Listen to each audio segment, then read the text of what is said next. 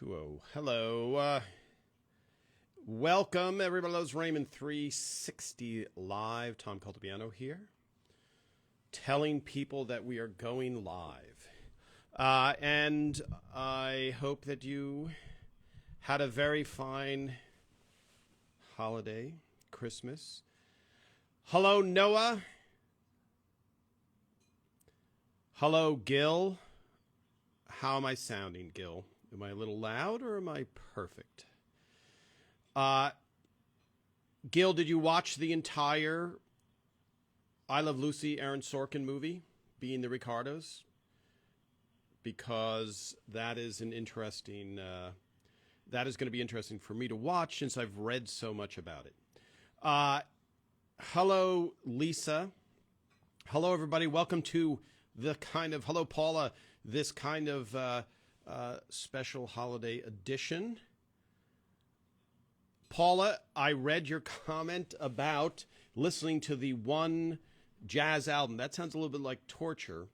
And so I don't think, that's not a good exposure to jazz, I guess. That's more like a hostage situation where you are forced to listen. I think if you have to listen to even the greatest album of Beethoven, not that he was cutting albums, but his compilation of songs, that might be torture. And so, Gil, did you enjoy the movie? Give me some thumbs up. I know it's hard.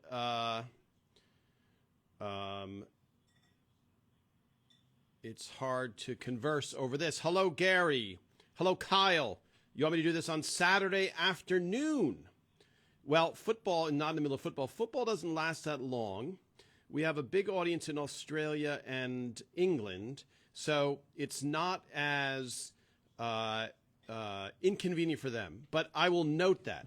The problem is trying to pick a time that doesn't cut into my guest's day. So that's why chances are if Ray is going to come on, it will be after football season. Hello, Dogs and Butterfly. You got a cameo from Brad Garrett. That's great. That's awesome. Brad, one of the funnier people on the planet. Hello, Teresa. I hope you had a good holiday season, Christmas, and headed into New Year's. Is your restaurant open on Christmas? I would imagine probably not. Hello, everybody. All right, let's talk some Christmas episodes. If you write in a couple of your favorites, I wanted to say I will try and look at some scripts from them. But for you, a little bit later, I will take a peek inside the Ball episode, and I know everything is backwards for you guys. And also, you can't see the title because the wardrobe people have it, Inside the Toaster episode. I've never seen inside of either. Well, the Ball I showed Peter, but this script I'm dying to look inside because that episode, especially we talked about the set dressing, the retro chic apartment of Ray and of Deborah's parents, Ray's in-laws. Hello, Mary. Let me say hello. Hello in Los Angeles, Jen. Yes, Karen, please keep the Sundays. It's a great film. Okay, Gil. Great film for an adult audience. Good to hear. I don't know if you saw Aaron Sorkin's, Social Network or anything like that, but I would imagine he's going to make it interesting, even if he had to fiddle around a little bit with the facts, which, as many of you know, to make an interesting movie, a lot of times in real life stories, you have to do that to keep it interesting. And I know I read Tom Hanks was saying to someone that he was portraying, or they were portraying in the movie, he said, you are going to say things you've never said. Things are going to happen that never happened, but that is show business. Hello, Abby. Was ELR based on the life of Ray Romano as the series progressed? So the original series was based on Ray's situation of being married, having 3 kids, his parents living almost across the street. His brother, the policeman, lived in the basement. Then Phil, wrote the pilot. The Fruit of the Month Club happened to him in real life.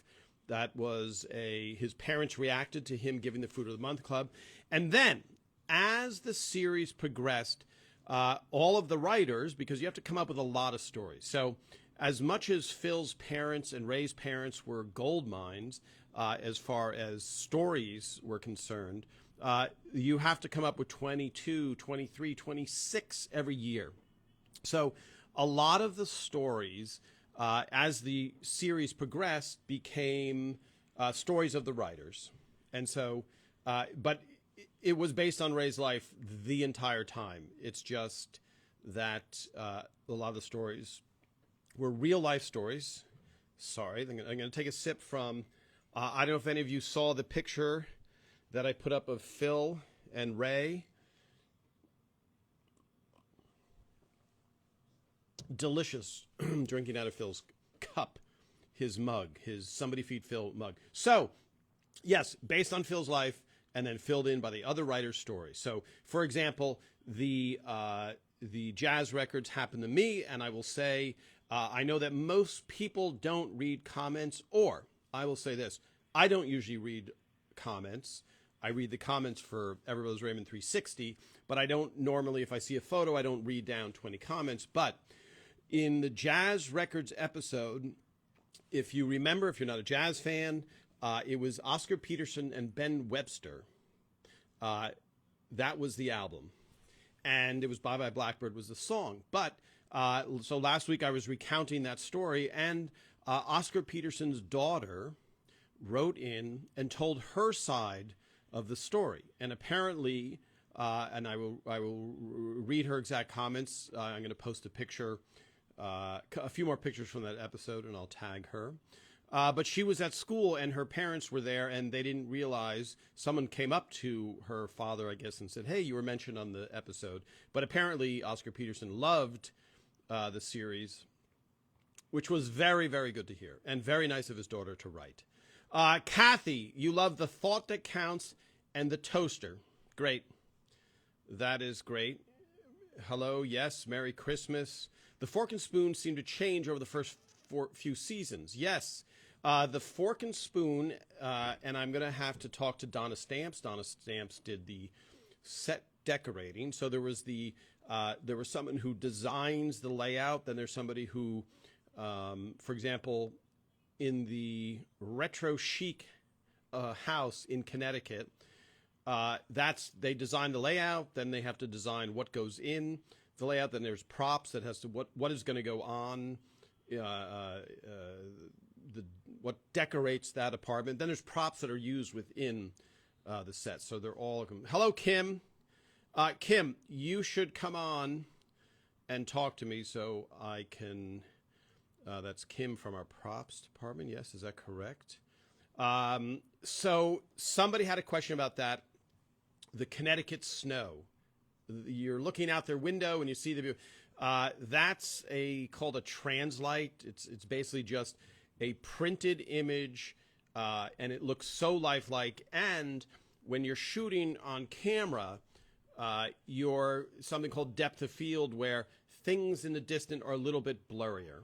And so it just looks completely real when you look at it. And even when we would walk down on stage and see the set for the first time, we would be like, oh my goodness, that looks amazing. So yes, the fork and spoon, that Tucker wrote that episode. So I'm 99% sure that he came up with that idea about that phrase of don't let a suitcase full of cheese be your big fork and spoon.